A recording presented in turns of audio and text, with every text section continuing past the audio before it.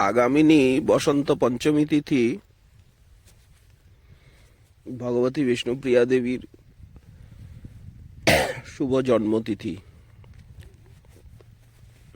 জন্মোৎসব।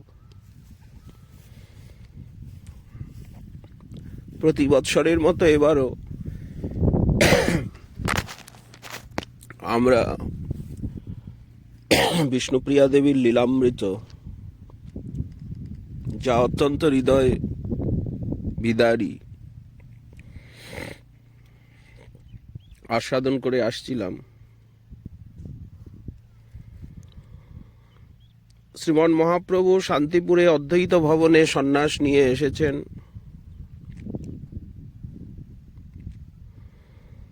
প্রভুর আদেশে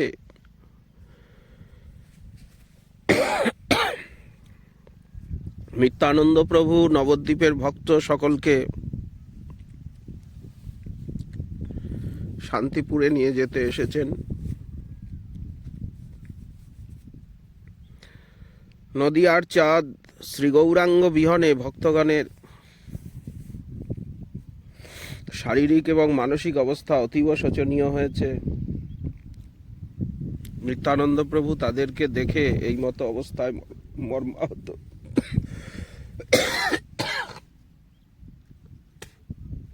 ব্যথিত হয়েছেন। শ্রীলোচন দাস ঠাকুর নবদ্বীপবাসী ভক্তবৃন্দের তৎকালিক অবস্থা যেভাবে বর্ণন করেছেন, নদিয়া নগরের লোক জিয়ন্তেই মরা,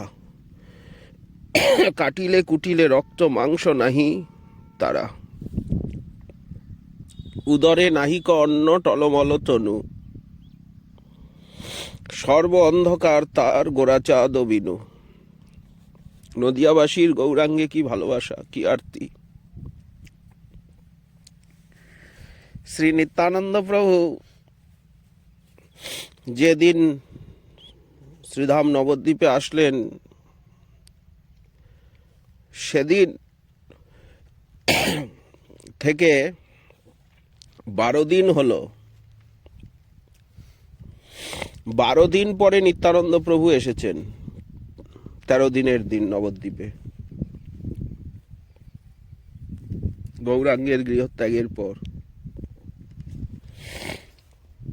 সোজাসুজি গিয়ে মহাপ্রভুর ভবনে উঠলেন নিতাই চাঁদ।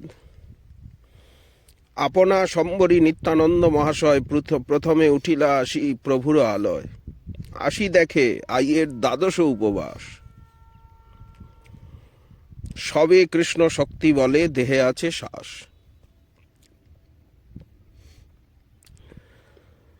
সকলকে শান্তিপুরে নিয়ে যাবেন। সচিমা আজ 12 দিন উপবাসী। বিষ্ণুপ্রিয়া দেবী 12 দিন অন্ন জল গ্রহণ করেননি। কিভাবে প্রাণ আছে তবে?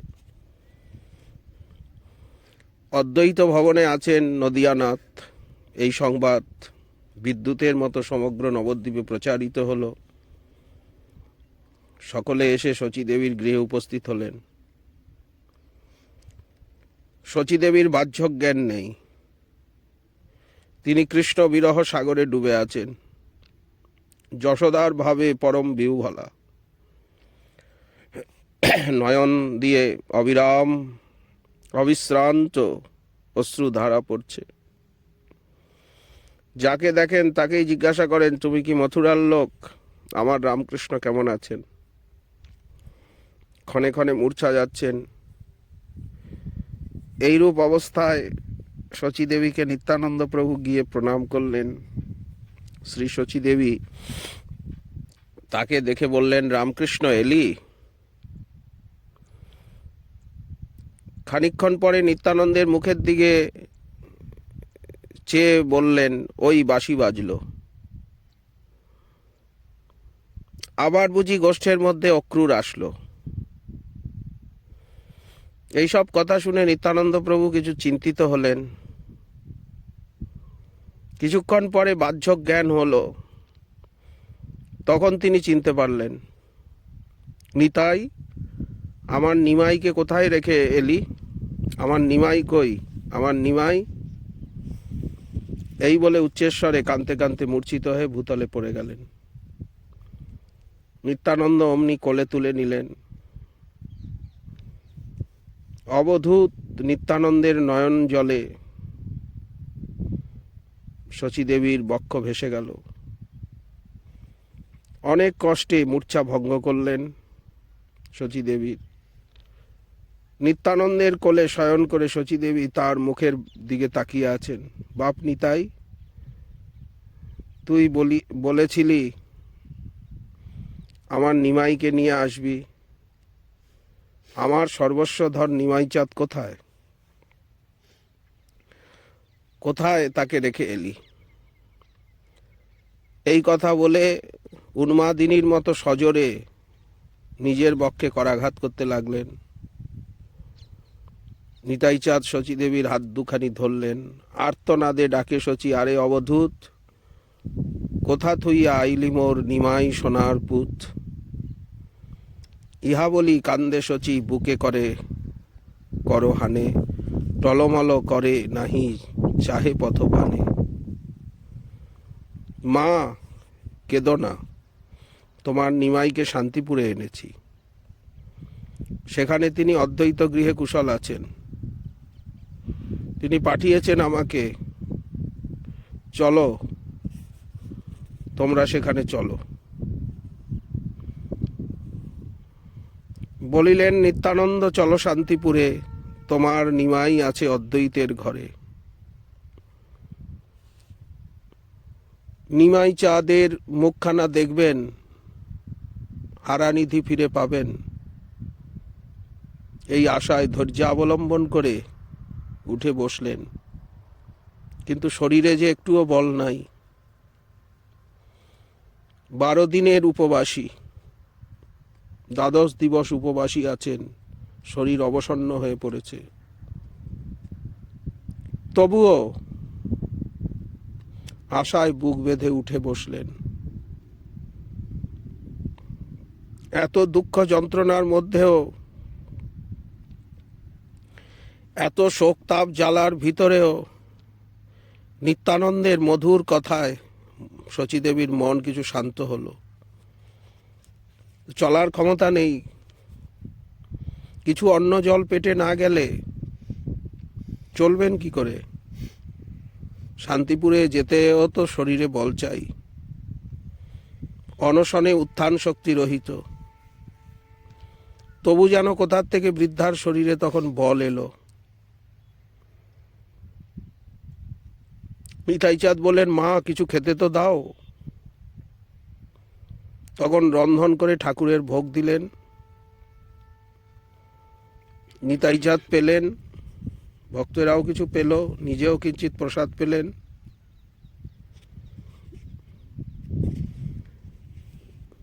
আর তো দেরি করা যায় না, শান্তিপুরে যাবার উদ্যোগ হচ্ছে। মালিনী দেবী, সর্বজয়া দেবী, পুরনারীগণ যাবেন, সকল ভক্ত যাবেন। শচীদেবীর আন্তরিক ইচ্ছা পুত্রবধূটিকে বিষ্ণুপ্রিয়াকে সঙ্গে নিয়ে যান। তাকে একা কিভাবে রেখে যাবেন? মনে ভয় যে পুত্রের সন্ন্যাস বেশ কিরূপে দেখবেন, পুত্রবধূকেই বা দেখাবেন কিভাবে? আবার মনে মনে ভাবছেন বিষ্ণুপ্রিয়াকে না নিয়ে গেলেই ভালো। আবার ভাবছেন তাও কি হয়, সোনার পুত্তলিকে কার কাছে রেখে যাব? দুঃখিনীর মনের স্বাদ তো মিটবে। এ জনমের মতো একবার তার জীবন সর্বস্বকে তো দেখে জীবনকে সার্থক করবে, এইরূপ 7-5 ভাবছেন। বাড়ির সম্মুখে দোলা এলো, সকলেই প্রস্তুত। শচীদেবীকে নিতে এসছেন। শ্রীবাস পণ্ডিত এসে বললেন, মা, চলো, তোমার নিমাইকে দেখতে শান্তিপুরে চলো, সকলেই প্রস্তুত। কি করবেন শচীমা স্থির করতে পারছেন না। পতি বিরহ বিধুরা শ্রীমতী বিষ্ণুপ্রিয়া দেবী গৃহের অভ্যন্তরে ভূমিশয্যায় শয়ন করে আছেন। নিতাইচাঁদ এসেছেন প্রাণবল্লভের সংবাদ নিয়ে, সবই শুনেছেন। এবং সচিমা যে শান্তিপুরে যাচ্ছেন একথাও শুনেছেন, কিন্তু তিনি কি যেতে পারবেন? অবধূত বা শাশুড়ি মা কি বলেন এ বিষয়ে, এই চিন্তাতে শ্রীমতী অধীরা। শচীদেবী কি করবেন স্থির করতে পারছেন না। বিষ্ণুপ্রিয়া দেবী গৃহের ভিতরে কাঞ্চনার সঙ্গে ধীরে ধীরে কথা বলছেন। এই বিষয় নিয়ে দুইজন পরামর্শ করছেন।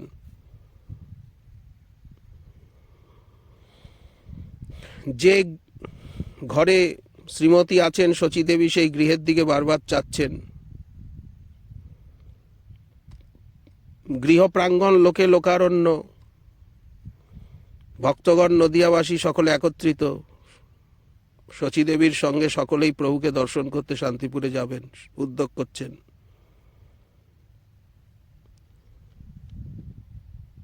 নিতাই চাঁদ বারবার অনুরোধ করছেন, মা চলো, দেরি করো না।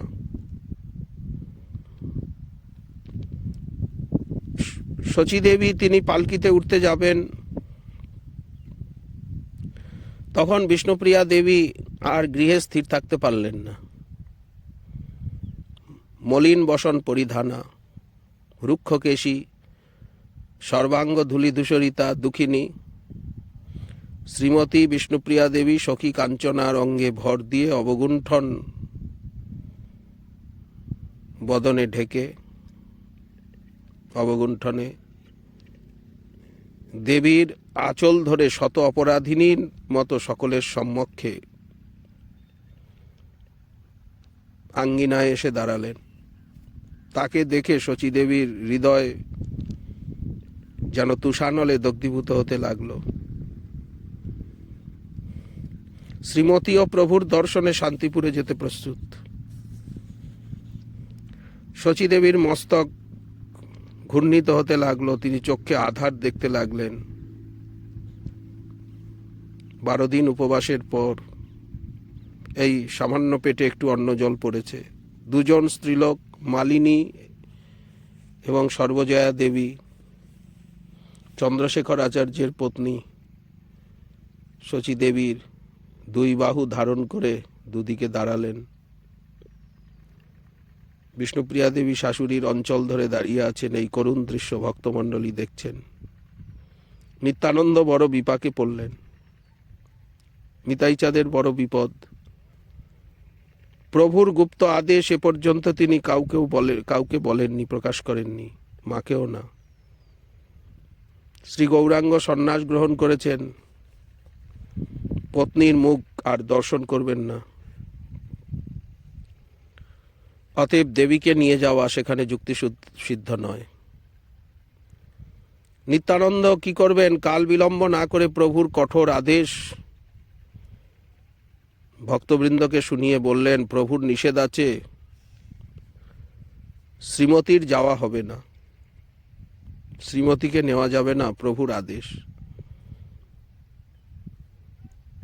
নিত্যানন্দ শচীদেবী এবং শ্রীমতী নিকট সাহস করে বলতে পারছেন না, ভক্তমণ্ডলীর দিকে তাকিয়ে বলছেন। যখন শচীদেবী এবং শ্রীমতী প্রভুর এই কঠোর আদেশ ভক্তগণের মুখের থেকে শুনলেন, তখন শ্রীমতী কাঞ্চনার অঙ্গে ভর দিয়ে দাঁড়িয়েছিলেন, কিন্তু একেবারে আঙ্গিনায় বসে পড়লেন। তার অস্ফুট ক্রন্দনধ্বনিতে ভক্তবৃন্দের হৃদয় বিদীর্ণ হতে লাগল। তার দুঃখে পৃথিবী যেন ফেটে গেল। পশুপক্ষী তরুলতা দেবীর দুঃখে রোদন করতে লাগলো। বিষ্ণুপ্রিয়ার কান্দনাতে পৃথিবী বিদরে, পশু পক্ষী তরুলতা এ পাশানো ঝুরে। চৈতন্য মঙ্গল। শচীদেবী তখন বুক বেঁধে উঠলেন। ঘরের বধূ সর্বসমক্ষে বাইরে পড়ে কাঁদছে, এটা কেমন কথা? হাতে ধরে গৃহের ভিতরে নিয়ে গেলেন। কাঁদতে কাঁদতে বললেন, আমি আগে যাই, নিমাইকে দেখি, তার সঙ্গে কথাবার্তা বলি। মা, প্রয়োজন হলে তোমাকে জানাবো। আগে তো আমি নিমাইকে দেখে আসি। কাঞ্চনা প্রভৃতি কয়েকজন সখী দেবীর শুশ্রূষা করতে লাগলেন। শচী দেবী শান্তিপুরে যাত্রা করছেন। নদিয়া জনশূন্য হল। বালক বালিকা, যুবক যুবতী, বৃদ্ধ বৃদ্ধা সকলেই শান্তিপুরে চললেন। একমাত্র একা বিষ্ণুপ্রিয়া আর তার সখী কাঞ্চনা অমিতা। কাঞ্চনা অমিতাও যে যেতে চায়। তারাও তো দেখে এসে সব খবর দেবে কিনা। তিনি মনে মনে ভাবলেন, যদি প্রাণবল্লভের ধর্ম রক্ষা হয়, তার সুখ হয়, তাই হোক। তিনি কেন প্রাণবল্লভের ধর্মপথের কণ্টক হবেন, সুখের অন্তরায় হবেন? প্রাণবল্লভ যাতে সুখী হন, তাই তো কর্তব্য। গৃহে রয়ে গেলেন, কিন্তু চোখের জল তো শুকাচ্ছে না। চোখের জল তো গেল না। বারবার ভূমিতলে আছড়ে আছড়ে কাঁদছেন। প্রবোধ কে দেবে? সখীরাও তো কেঁদে আকুল। কেবল হায় কি হলো, হায় কি হলো, ভূমিতে পড়িয়া দেবী করে হায় হায়। বাসু ঘোষ দেবীর তাৎকালিক অবস্থা সচক্ষে দেখেছিলেন। তার রচিত কয়েকটি পদে এবং বংশী শিক্ষা গ্রন্থে বংশীবদন ঠাকুরের চরিত কথায় আমরা কিছু তার পরিচয় পাই, সেকালের চিত্র। শ্রীমতী কাঁদছেন আর বলছেন, রামচন্দ্র সীতাকে নিয়ে বনবাসী হয়েছিলেন। প্রভু কেন এই রকম করলেন না? কৃষ্ণ তো গোপবালা দিগকে ছেড়ে মথুরায় গিয়ে রাজা হয়েও তাদেরকে সংবাদ নিতে উদ্ধবকে পাঠিয়েছিলেন। তাই গোপীগণের প্রাণ বেঁচেছিল। প্রভু আমার তাও কি করতে পারতেন না? কেন করলেন না? কান্দে বিষ্ণুপ্রিয়া নিজ অঙ্গ আছাড়িয়া, লোটাইয়া লোটাইয়া ক্ষিতি তলে, ওহে নাথ কি করিলে, পাথারে ভাসাইয়ে গেলে, কাঁদিতে কাঁদিতে ইহা বলে। এ ঘর জননী ছাড়ি, মোরে অনাথিনী করি, কার বলে করিলা সন্ন্যাস, বেদে শুনি রঘুনাথ লইয়া জানকী সাথ, তবে সে করিলা বনবাস। পুরবে নন্দের বালা, যবে মধুপুরে গেলা, এরিয়া সকল গোপীগণে, উদ্ধবেরে পাঠাইয়া নিজ তত্ত্ব জানাইয়া, রাখিলেন তা সবার প্রাণে। চাঁদমুখ না দেখিব, আর পদ না সেবিব, না করিব সে সুখ বিলাস, এ দেহ গঙ্গায় দিব, তোমার শরণ নিব, বাসুর জীবনে নাহি আস। দেবীর দুঃখে যদি কেউ কাঁদতে পারেন, তাহলেই তার হৃদয় নির্মল হয়ে যাবে, সঙ্গে সঙ্গে চিত্ত শুদ্ধ হবে। এই সমস্ত লীলা কথা শুনে যদি কারো চোখে জল আসে, তো হৃদয় সদ্যই নির্মল হয়ে যাবে, চিত্তশুদ্ধি হবে, এ ধ্রুব নিশ্চয়। শ্রীমতী অন্তরে বুঝেছেন যে প্রাণনাথ এই প্রকার লীলা করছেন, কিন্তু বুঝেও বুঝতে পারছেন না। লোক শিক্ষার জন্য বৈরাগ্যের পূর্ণ পরাকাষ্ঠা দেখাচ্ছেন গৌরসুন্দর, জীবের অন্তরকে দ্রবীভূত করছেন, কিন্তু অধিক মহত্বকার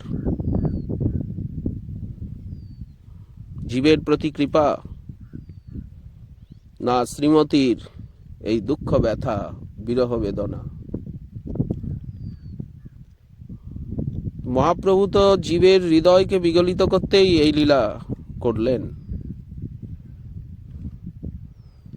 একাকিনী গৃহে রইলেন। কাঞ্চনা প্রভৃতি কয়েকটি সমবয়স্কা মর্মী সখীগণে পরিবেষ্টিতা হয়ে দিবারাত্রি গৌর বিরহ কথা বলছেন আর কাঁদছেন।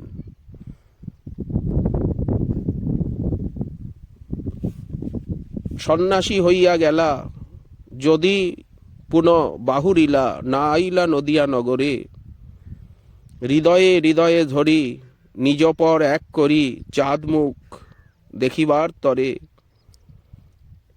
গৌরাঙ্গ এমন কেনে হইলা, সবারে সদয় হইয়া মুই নারীরে বঞ্চিয়া এশোক সাগরে ভাসাইলা।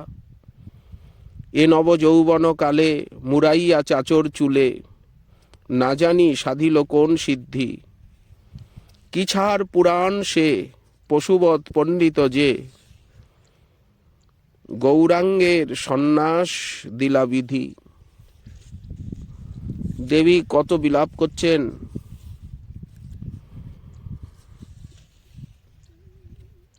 সান্ত্বনা দিচ্ছেন। কেউ বা পাগলিনীর মতো গঙ্গার তীরে ছুটে যাচ্ছেন, যেখানে প্রভু শাস্ত্রালাপ করতেন, কৃষ্ণ কথা বলতেন। গিয়ে দেখছেন সেই স্থান শূন্য, সেখানে বসে পড়ছেন। দুটি চক্ষু দিয়ে দরদরিত নীরধারা প্রবাহিত হচ্ছে। বেশভূষা পাগলিনীর মতো, লোকলজ্জা নেই। গঙ্গার তীরে গিয়ে একেবারে আত্মহারা পাগলিনীর ন্যায় বিলাপ করছেন।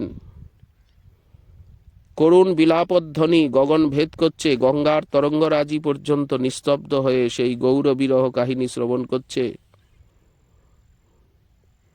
তীরবাসী পশুপক্ষী পর্যন্ত ব্যাকুলিত, মানুষের কথা আর কি, পাষাণ পর্যন্ত গলে যাচ্ছে। সেসব প্রলাপ বচন শুনিতে পাষাণ মিলাইয়া যায়।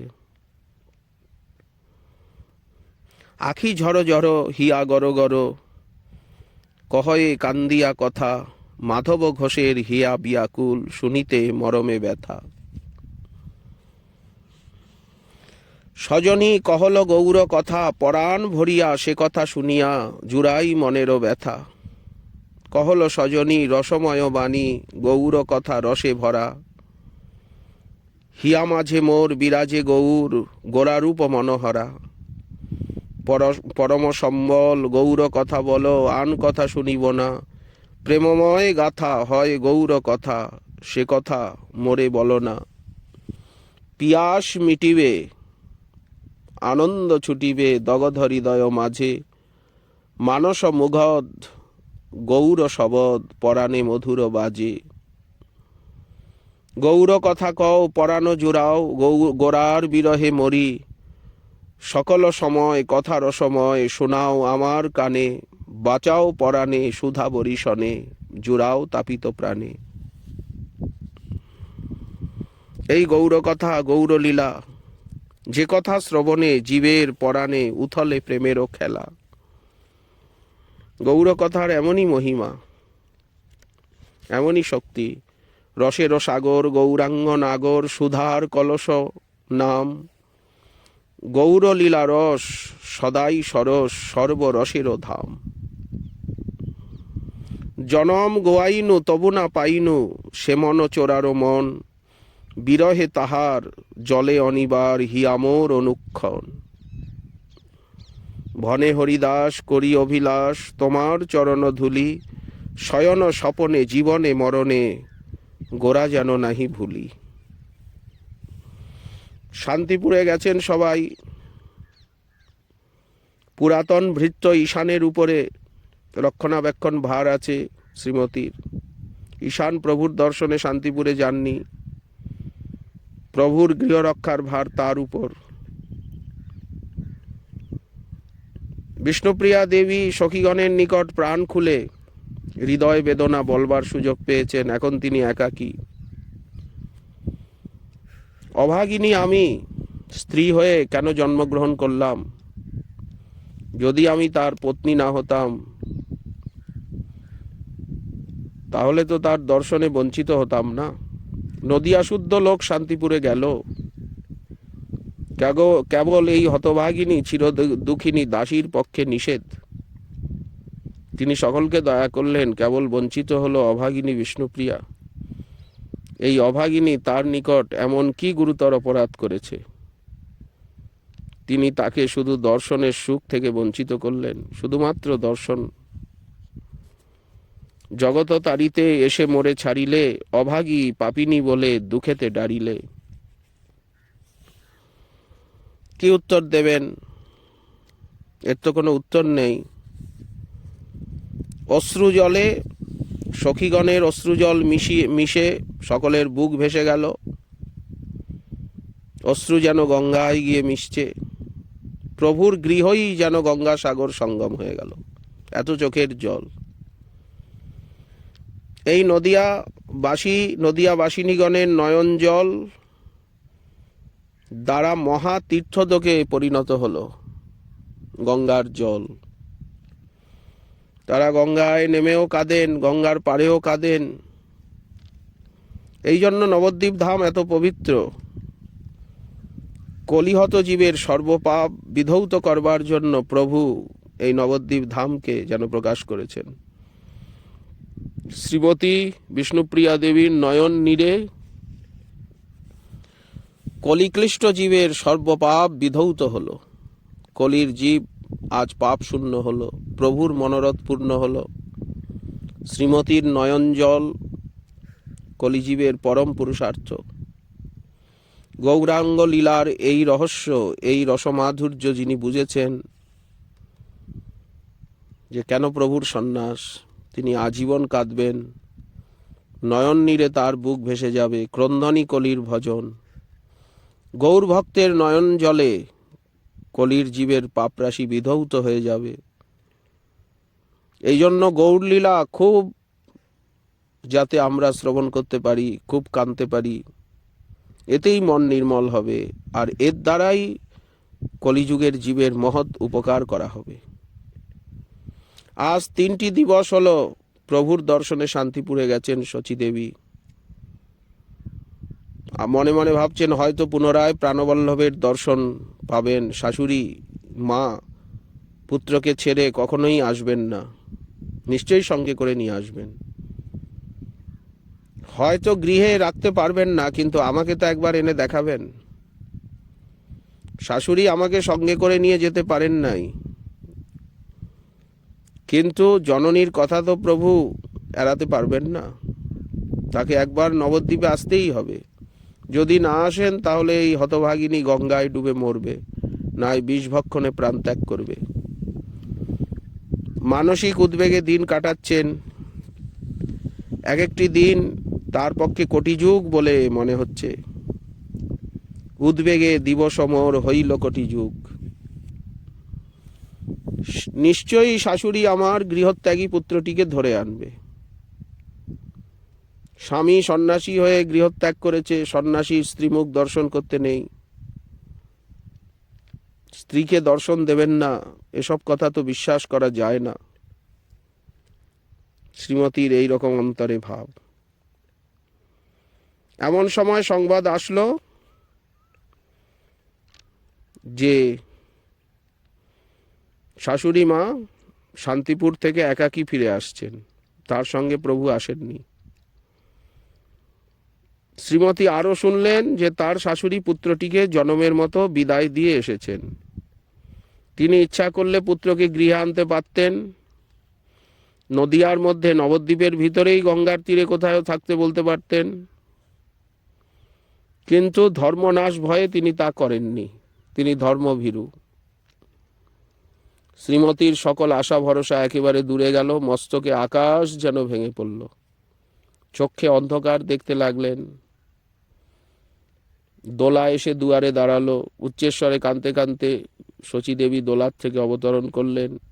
শ্রীমতীর কর্ণে শাশুড়ির করুণ ক্রন্দনের রোল প্রবেশ করা মাত্র তিনি মূর্ছিত হয়ে পড়লেন। পাড়া প্রতিবেশিনীগণ আছেন সঙ্গে শচীদেবীর। মালিনী চন্দ্রশেখর আচার্যের পত্নীও এসেছেন। বৃদ্ধা শচীদেবীকে হাত ধরে উঠিয়ে গৃহে ভিতরে নিয়ে গেলেন। শ্রীমতীর মূর্ছা অপনোদন করলেন সখীগণ। চৈতন্য সম্পাদন হলে শাশুড়ি ও পুত্রবধূর চারিচক্ষের মিলন হলো। নয়নে দরদরিত বারিধারায় উভয়ের মুখ ভেসে গেল। উভয়েই বাকশক্তি রহিত। শচীদেবী শ্রীমতীকে কোলে বসিয়ে তিনি মরার মতো বসালেন। মরার মতো শাশুড়ির কোলে পড়ে রইলেন। শচীদেবী কান্ধে কোলে করি বিষ্ণুপ্রিয়া, বিষ্ণুপ্রিয়া মরা যেন রহিল পড়িয়া। পুত্রকে স্বচ্ছন্দে বিদায় দিয়ে এসেছেন। তিনি যদি একটিবার বলতেন, না তোমাকে নদিয়ায় থাকতেই হবে, গঙ্গার তীরে তুমি কোথাও থাকো, মাতৃভক্ত প্রভু জননীর অনুরোধ কিছুতেই এড়াতে পারতেন না। লোকে বলছে অদ্বৈত ভবনে সকলের সমক্ষে উনি বলেছেন মা যা বলবেন উনি তাই করবেন। এমনকি মা যদি তাকে পুনরায় সংসারে প্রবেশ করতে বলেন তাও করবেন। কিন্তু পুত্রের ধর্মনাশ হবে এই কথা ভেবে উনি উত্তর দিতে পারেননি, মৌন হয়েছিলেন। জগন্নাথ মিশ্র তো বিশ্বরূপকে সন্ন্যাস আশ্রমের থেকে ফিরিয়ে আনবার কথা কেউ যদি বলতো তখন তিনি এই সকল কথাই বলতেন যে তার কল্যাণ হোক, তার মঙ্গল হোক। তা এখন জগন্নাথ মিশ্রের কথাই বারবার শচীদেবী মনে করছেন। নিমাই চাঁদকে তিনি গৃহে ফিরে আনতে অনুরোধ করেননি। পাপের ভাগী তিনি হতে চান না। ভক্তগণ অবশ্য শচীদেবীর এই কার্যে ক্ষুব্ধ এবং ক্রুদ্ধ হয়েছেন। শচীদেবী কেন বললেন না যে তুমি নদিয়ায় থাকো, তোমার বাড়িতে তুমি না থাকো, নদিয়াতেই থাকো, গঙ্গার পাড়েই কোথাও নির্জনে থাকো। নীলাচল তো আর কাছে নয়, হেঁটে হেঁটে 1 মাসের পথ। তো কেন নীলাচলে গমন করতে আদেশ করলেন শচীদেবী? যদি তাকে গৃহে ফিরতে বলতেন অবশ্যই প্রভু আবার আসতেন, নদিয়ার চাঁদ নবদ্বীপে ফিরে এসে নদিয়াবাসীর আধার হৃদয় পুনরায় আলোকিত করতেন। ভক্তগণ বিশেষ রূপে জানতেন যে মাতৃ আজ্ঞা প্রভু লঙ্ঘন করতে পারবেন না। সেই সময় শচী মাতাকে বলেছিলেন, হেন বাক্য কেন মাতা কহিলে আপনে, শ্রুতিসম ইহা খণ্ডে কোন জনে, নীলাচলে যাইতে আপনে আজ্ঞা দিলে, দুর্লঙ্ঘ তোমার বাক্য কেনে বা কহিলে। ভক্তগণ অনেক প্রতিবাদ করেছিলেন। ক্রমে ক্রমে এই কথা বিষ্ণুপ্রিয়া দেবীর কর্ণে গেল। প্রথমে তো উনি বিশ্বাস করতে চান না, এ কি কখনো হতে পারে, অসম্ভব, কেউ কি বিদায় দিতে পারে, মানুষে মিথ্যা একটা গুজব তুলেছে। পরে তিনি জিজ্ঞাসা করলেন শাশুড়িকে, মা এ কথা কি ঠিক? তখন শোকাচ্ছন্না বৃদ্ধা শাশুড়ির প্রাণে নিদারুণ আঘাত লাগলো। কি করবেন উনি, কি বলবেন? আসলে এটি প্রভুর বিচিত্র লীলা, লোকশিক্ষার জন্য। জননীর যে কি কর্তব্য সেটিও দেখালেন। শ্রীকৃষ্ণ ভজনের জন্য তিনি গৃহত্যাগী হয়েছেন, জীবমাত্রেই কৃষ্ণদাস। প্রভুর জননীও যেন তিনি সাধারণ জননীর মতো। অতএব জননীর কর্তব্য তার পুত্রকে কৃষ্ণ ভজনের উপদেশ করা, কৃষ্ণ ভজনের আদেশ করা। সেই লীলাই প্রভু প্রকাশ করছেন। ভগবানের সংসারে দাসত্ব করতে জীবের জন্ম, সংসার মায়ার বন্ধন মাত্র, শ্রীকৃষ্ণ ভজন জীবের মুখ্য লক্ষ্য। জীব এই লক্ষ্যভ্রষ্ট হয়ে ভবসাগরে হাবুডুবু খাচ্ছে। জননীকে লক্ষ্যভ্রষ্ট হতে দেখে সাবধান করে দিলেন প্রভু। পুত্রের উপযুক্ত কার্য করলেন, আর পুত্রকেও কৃষ্ণ ভজনে বাধা না দিয়ে শচীদেবী জননীর উপযুক্ত কার্য করলেন। প্রভুর জননী কি সামান্য নারীর মতো ধর্মবিরুদ্ধ কার্য করতে পারেন? তাই গৌর ভগবানের জননী আদর্শ জননীর কার্য করলেন। শ্রী গৌরাঙ্গ লীলা রসলোলুপ যারা, তারা শচীদেবীর এই কার্যের রহস্য বুঝতে পারবেন। বিষ্ণুপ্রিয়া দেবীর মনে যে ভাব উদয় হয়েছিল, প্রভুর কোনো ভক্ত সেই ভাবটিকে হৃদয়ে পোষণ করেছিলেন। শ্রীমতীর মনের ভাব মুখে প্রকাশ পায় নাই, মনে থেকে মনের উপরে প্রভাব ফেলেছিল।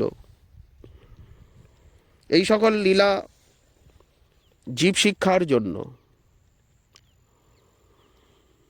কারণ শচীদেবীর সংকল্প অটল এবং স্থির। এমন জননী না হলে তার গর্ভে কি গৌর ভগবান জন্মগ্রহণ করেন? শান্তিপুর থেকে বিদায় নেবার সময় শ্রী গৌরাঙ্গ সকলের সম্মুখে বলেছিলেন, কিবা ভক্ত, কিবা বিষ্ণুপ্রিয়া মাতা শচী, যে ভজয়ে কৃষ্ণ তার কোলে আমি আছি। প্রভুর কৃষ্ণপ্রেম অতুলনীয়, চৈতন্য মঙ্গলে আছে। তিনি কৃষ্ণপ্রেমে উন্মত্ত হয়ে দেশে দেশে ভ্রমণ করছেন। হা কৃষ্ণ কৃষ্ণ রে বলে অঝরে কাঁদছেন। প্রভু বলছেন, যে কৃষ্ণ ভজে আমি তার কাছে আছি, আমি তার কোলে আছি, আমি তার নিকটে আছি। কৃষ্ণ ভজন করা এবং কৃষ্ণ ভজন করানোই আমার একমাত্র লক্ষ্য বা উদ্দেশ্য। এই কথা প্রভু বারবার বলছিলেন। এই জন্যই আমার সন্ন্যাস। যিনি একবার তার প্রাণেশ্বর হৃদয়রতন কৃষ্ণের নাম নিয়েছেন, প্রভু তাকে প্রাণ ভরে আলিঙ্গন দিয়ে কৃতার্থ করছেন। যার মুখে কৃষ্ণ নাম, তাকেই তিনি আলিঙ্গন দিচ্ছেন। প্রভুর এই যে বাণী, প্রত্যেক গৌর ভক্তের কণ্ঠহার, সুবর্ণ অক্ষরে হৃদয় ফলকে দৃঢ় অঙ্কিত করে রাখা কর্তব্য। এমন দয়াল প্রভুর এমন কৃপাবাণী আর কোথাও শ্রবণ করতে পারবেন না। শচীদেবী পুত্রের বাক্যে ভরসা করেই তাকে বিদায় দিয়েছিলেন এবং নবদ্বীপে ফিরে এসে তিনি এবং পুত্রবধূ দুইজনেই পুত্রবধূকে নিয়ে শ্রীকৃষ্ণ ভজনরূপী কঠোর ব্রত গ্রহণ করেছিলেন, যেটা প্রভুর আদেশ। প্রভু মাকেও বলেন, মা তুমি কৃষ্ণ ভজন করো। দেবীর প্রতিও আদেশ, তুমি কৃষ্ণ ভজন করো। এই জন্য পুত্রবধূকে নিয়ে শ্রীধাম নবদ্বীপে কঠোর কৃষ্ণ ভজন করছেন। কৃষ্ণ ভজন উপলক্ষ করে দেবী এবং শচীমা পুত্রেরই ভজন করছেন। আসলে কৃষ্ণ ভজন গৌরাঙ্গেরই ভজন। গৌরাঙ্গের ভজন কৃষ্ণ ভজনই, দুই একই।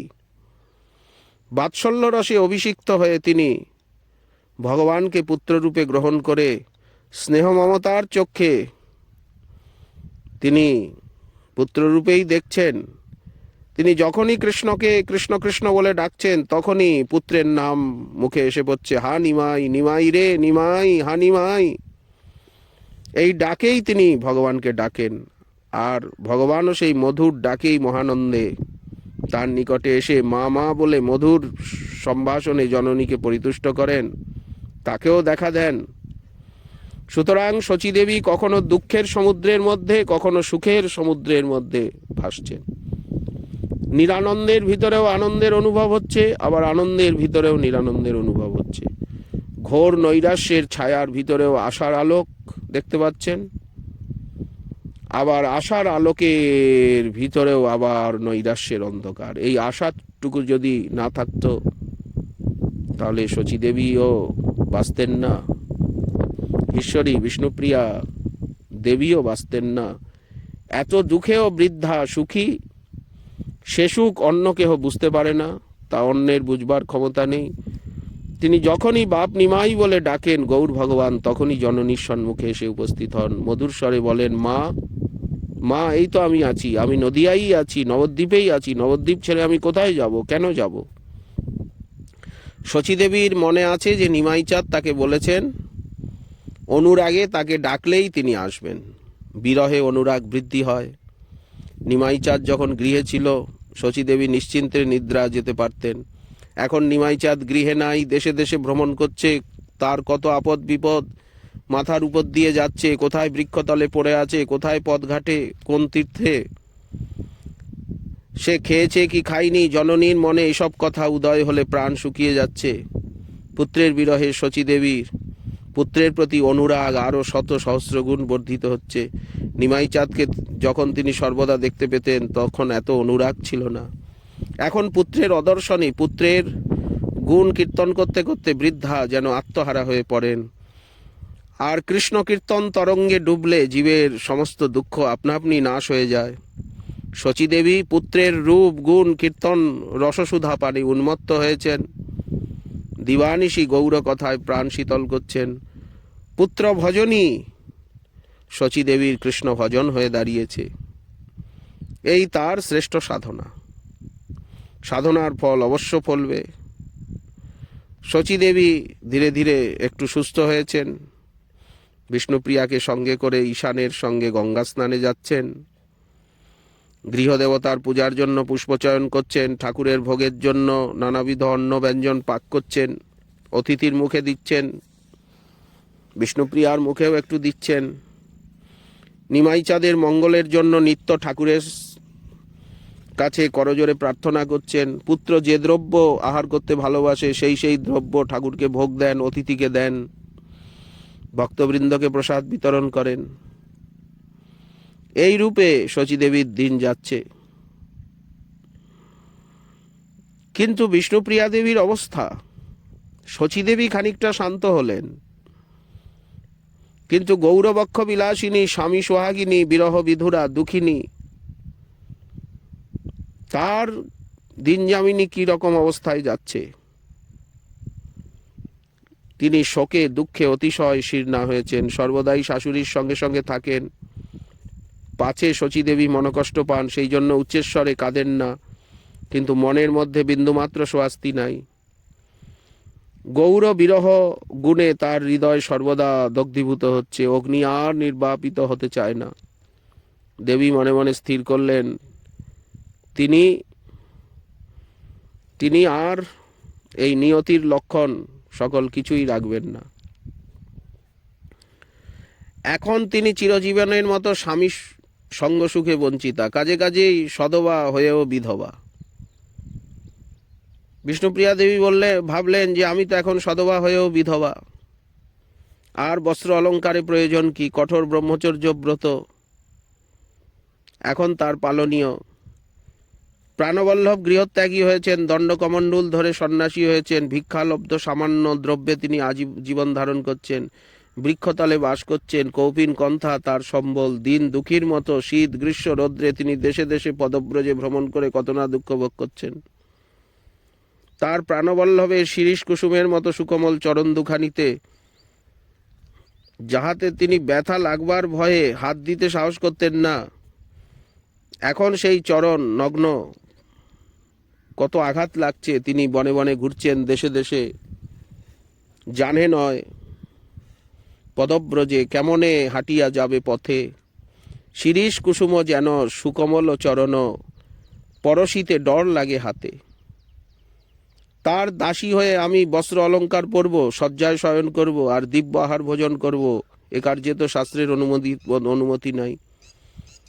ভাবছেন প্রাণবল্লভের সন্ন্যাস বেশ, অঝোর নয়নে কাঁদছেন, নিজেকে শত শত ধিক্কার দিচ্ছেন, কপালে করাঘাত করছেন। এ হতভাগিনী পাপিনীর জন্যই কি তুমি গৃহত্যাগী হলে? ধিকে জীবনে, এ পাপ জীবন রেখে আর ফল কি? কোন মুখে আবার বস্ত্রালঙ্কার পরিধান করব? উনিও ভূমিশয্যায় শয়ন করছেন, একাকিনী আছেন। একে একে অঙ্গের সমস্ত আভরণ অলঙ্কারগুলো খুলে ফেললেন, শ্রীঅঙ্গে ধুলি মাখছেন। হাতের কঙ্কন দুগাছি কেবল খুলতে পারলেন না। মনে মনে ভাবলেন যে প্রাণবল্লভের অকল্যাণ হবে, বৃদ্ধা শাশুড়ির মনে ব্যথা লাগবে। পরিধানের পট্টবস্ত্রখানি খুলে একখানি গৈরিক বস্ত্রে সর্বাঙ্গকে আচ্ছাদন করলেন। এখন অরুণ বসনই পরব, এখন থেকে অরুণ শাড়ি পরব। ধূলিসজ্জায় শয়ন করলেন। অতুলিত কেশদাম রুক্ষ এবং আলুলায়িত ভাবে ভূমিতে লুণ্ঠিত হচ্ছে। শ্রীমতী যেন সন্ন্যাসিনী সেজেছেন। স্বামী সন্ন্যাসী হলে স্ত্রীর কি কি নিয়ম করতে হয় দেবীর জানা নেই। কি আহার করা উচিত, কি পরিধান করা উচিত, কাকেই বা কি জিজ্ঞাসা করেন? এই সকল কথা শাশুড়িকে জিজ্ঞাসা করতে পারেন না, কারণ এই সকল কথা তার নিকট তুললেই তিনি শোকে মরে যাবেন। তাই নিজে নিজেই সব কিছুর সমাধান করছেন। এই হচ্ছে সন্ন্যাসী ঘরণীর নিয়ম, কিছুই না জানি, কি খাইব কি পরিব তুমি জানাবে আপনি। হাতের কঙ্কন ফেলিবালে হলো ভয়, পাছে বা তোমার কিছু অমঙ্গল হয়। তোমার পাটের জোর গলার চাদর, তোমার গলার হার চরণ নূপুর, কি করিব এ সকল সামগ্রী লইয়া, রাখিব কি গঙ্গা মাঝে দিব ভাসাইয়া। এসব বারতা আমি কাহারে শুধাই, মাকে শুধাইলে মরি যাবে না নিশ্চয়। মার কাছে থাকো যদি বড় ভালো হয়, আমি কাছে না যাইব না করিহ ভয়। তাহলে সে শান্ত হবে দুঃখিনী জননী, তারেও বলে দিও নিয়ম কি পালিব আমি। এই সমস্ত বিষ্ণুপ্রিয়া দেবীর মনে কত চিন্তাধারা আসছে। একাকিনী আছেন। শচীদেবী তো গৃহে ঠাকুর সেবায় ব্যস্ত। নির্জন গৃহ দেখে শ্রীমতী মনের সাথে নিজে সন্ন্যাসিনী সেজেছেন। সন্ন্যাসিনী সেজে শ্রীমতী আর কাঁদছেন না, দৃঢ়ব্রত হয়ে ভূমিসজ্জার থেকে উঠে বসে প্রভুর চরণোধ্যানে মগ্ন আছেন। প্রভু বলেছেন কৃষ্ণ ভজন করতে, কৃষ্ণ নাম করতে। দেবী গৌর ভগবানের চরণ ধ্যান করছেন, গৌর নাম করছেন। এখন কিন্তু আর নয়নে জলবিন্দু নাই, নূতন দৃশ্য। প্রভুর গৃহত্যাগ থেকে আজ পর্যন্ত শ্রীমতীর চোখের জল শুষ্ক হয় নাই। এ পর্যন্ত কেউ দেখে নাই যে দেবীর নয়ন শুষ্ক। শ্রাবণের বাড়িধারার মতো নয়নে অবিরল জলধারা। এমনকি নিদ্রিত অবস্থাতেও নয়নের জলে অঙ্গের বসন উপাদান সিক্ত হয়ে যাচ্ছে। কিন্তু যেই উনি অলঙ্কার সব খুলে ফেলে আর গৈরিক বসন পরেছেন, গৈরিক শাড়ি, তখন নয়নে জলবিন্দু না দেখে সকলে ভীতা হলেন। কেন এরকম করলো? পাছে কি কিছু জিজ্ঞাসা করতে ভয় হচ্ছে। নয়নে জল নাই, নিষ্পন্দভাবে বসে আছে, কি ভাবছে? চোখের পলক কদাচিৎ পড়ছে, মুখের ভাবে উন্মাদ লক্ষণ দৃষ্ট হচ্ছে। সখী কাঞ্চনা শঙ্কিতা হলেন, তাহলে কি উনি উন্মত্তা হয়ে গেলেন? একেবারে শচীদেবীর নিকট দৌড়ে গিয়ে কাঁদতে কাঁদতে বলেন, মা গো, এবার তোমার পুত্রবধূকে দেখে যাও, একবার তোমার পুত্রবধূকে দেখে যাও এবার। সে চুপ করে বসে আছে, মুখে কথা নেই, চোখে জল নাই,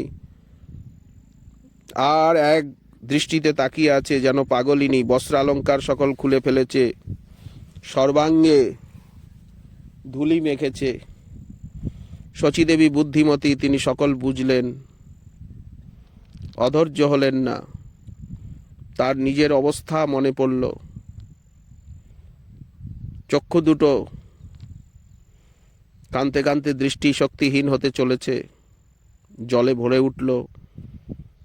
অতি কষ্টে মনের দুঃখ চেপে ধীরে ধীরে কাঞ্চনার হাত ধরে বিষ্ণুপ্রিয়ার কক্ষে এলেন। প্রকৃত অবস্থা বুঝতে পারলেন এবং উন্মাদের লক্ষণগুলো স্পষ্ট দেখতে পেলেন। শাশুড়িকে দেখে বিষ্ণুপ্রিয়া অবগুণ্ঠনও দিলেন না, মস্তকের কাপড় ফেলেই বসে আছেন। শচীদেবী একদৃষ্টে পুত্রবধূর মুখপানে চেয়ে আছেন, আর স্থির থাকতে পারলেন না। পুত্রবধূকে কোলে করে সেই স্থানে বসে পড়লেন। অতি কষ্টে হৃদয় আবেগ সম্বরণ করে তিনি পুত্রবধূকে আদর করতে করতে বললেন, মা, তুমি অমন করছো কেন? তুমি তো মা, অবুঝ মেয়ে নও। তোমার স্বামী জগতের জীবের মঙ্গলের জন্য আমাদেরকে কাঁদিয়ে গৃহত্যাগী হয়েছে। আমাদের নয়নের জলে কলিহত জীবের সর্বপাপ ধৌত হবে, একথা সে বারবার বলছে। জীবোদ্ধার হবে, তার লক্ষ্য জীবোদ্ধার, আর এটিই নাকি ইচ্ছাময়ের ইচ্ছা। তাই তার ইচ্ছায় বাধা দিও না মা। তুমিও প্রাণ ভরে কাঁদো, আমিও তোমার সঙ্গে কাঁদি, সবাই কাঁদুক, এটাই আমাদের এখন শেষ কর্তব্য। তাতেই আমরা সুখ পাব, সবার কল্যাণ হবে, আমাদের দুঃখ দূর হবে, জগতের মঙ্গল হবে। রোদনই আমাদের ভজন। এ ভজন তুমি কেন ছাড়লে মা? শচীদেবীর মুখের থেকে এই কথাগুলো যখন বার হচ্ছিল, তখন তার মুখের দিব্য ভাব, জ্যোতিপূর্ণ মুখমণ্ডল। জগৎ মাতা শচীদেবী জগৎজীবের মঙ্গল কামনায় অঞ্চলের নিধি পুত্রকে তিনি নীলাচলে বাসের অনুমতি দিয়ে এইভাবে দূরে বিসর্জন দিয়েছেন, নিঃস্বার্থপরতার পরাকাষ্ঠা দেখিয়েছেন। এমন উপদেশপূর্ণ হিতকর কথা তার মুখেই শোভা পায়। তাই পুত্রবধূর উন্মাদের লক্ষণ দেখেও শচীদেবী নিজের কর্তব্য ভুললেন না। ভুবন মঙ্গল শ্রী গৌরাঙ্গের জননী তিনি, জগৎজীবের মঙ্গলের জন্য, জীব উদ্ধারের জন্য তিনি বদ্ধপরিকর। এই দৃশ্য অতি মহান এবং অতি পবিত্র। শ্রীমতীর কর্ণে কথাগুলো প্রবেশ করলো কি করলো না বোঝা গেল না, তবে মনোযোগের সঙ্গে শুনলেন। শাশুড়ির মুখপানে দেবী চেয়ে আছেন। শচীদেবীর কথা শেষ হলো, অমনি শ্রীমতী মূর্ছিতা হয়ে পড়লেন। তখন কাঞ্চনা প্রভৃতি সখীগণ মিলে দেবীর কর্ণে তার প্রাণবল্লভের নাম, গৌর নাম, হা গৌরাঙ্গ নাম করতে লাগলেন। শচীদেবী এই নাম কীর্তনে যোগ দিলেন। সকলের মুখেই হা গৌরাঙ্গ, হা গৌরাঙ্গ, হা বিশ্বম্ভর, হা বিশ্বম্ভর, হা নিমাই, হা নিমাই, হা নিমাই, হা নবদ্বীপচন্দ্র, হা নদিয়ানাথ। এই শব্দ ভিন্ন আর কিছু নাই। শ্রীমতীর কর্ণে মধুর শ্রী গৌর নাম প্রবেশ করা মাত্র মূর্ছা ভঙ্গ হল। গৌরাঙ্গ গৌরাঙ্গ বলি ডাকে তার কানে, কতক্ষণে বিষ্ণুপ্রিয়া পাইল চেতনে। এ রোগের এই ঔষধ। রোগের উপযুক্ত ওষুধ পড়লেই তার উপশম হয়। গৌর বিরহ ব্যাধির গৌরনামই মহৌষধি। এ ব্যাধির চিকিৎসক শ্রীমতীর মর্মী সখীবৃন্দ, তারা সব নদিয়ার বধূ। গৌরাঙ্গ নদিয়া বধূগণের নয়নামদ। শ্রী গৌরাঙ্গ তাদের ভজনধন, নয়নের ধন। শ্রীধাম নবদ্বীপ গৌর জন্মভূমি, যেন নববৃন্দাবন। শচীনন্দন আর নন্দনন্দন একই বস্তু। শচীনন্দন নন্দনন্দনে কোনো ভেদ নাই। নববৃন্দাবন নবদ্বীপ ধাম, নন্দের নন্দন গোরা। যদি কারো মনে সংশয়, মনেতে হৃদি তার দুঃখ ভরা। গৌর নামে শ্রীমতীর মূর্ছা ভঙ্গ হলো। উঠে বসলেন। গৌর প্রেম তরঙ্গ হৃদয়ে একবার উঠল। অমনি উচ্ছলিত হয়ে সর্ব অঙ্গকে ব্যপ্ত করল। নয়ন বদন হস্তপদ সর্ব অঙ্গ আনন্দে নেচে উঠল গৌর প্রেমে। তিনি আর স্থির থাকতে পারলেন না। প্রেম না লাভ না করলে তো বোঝা যায় না প্রেমের প্রভাব। মস্তকে অবগুণ্ঠন টেনে দিলেন। নিজের বেশভূষার প্রতিও